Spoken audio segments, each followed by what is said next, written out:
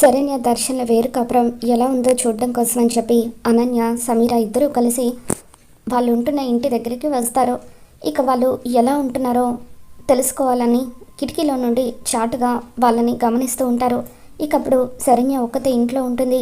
ఇదేంటి దర్శన్ లేడు అని చెప్పి సమీర అంటూ ఉంటే అప్పుడే దర్శన్ నెత్తి మీద కూరగాయలు పెట్టుకొని ఇంట్లోకి వస్తూ ఉంటాడు.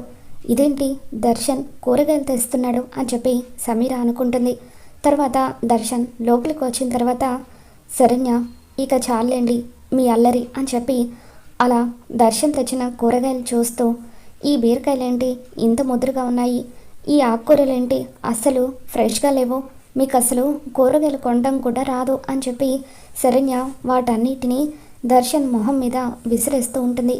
నా మొహం మీద విసురుతావా నిన్ను అని చెప్పి దర్శన్ పైకి లేస్తాడు. ఇకప్పుడు ఇదంతా చూస్తున్న సమీర అనన్యతో ఇదేంటి కొంప తీసి దర్శన్ శరణ్యకి లొంగిపోయాడా ఏంటి అని చెప్పి అంటూ ఉంటుంది.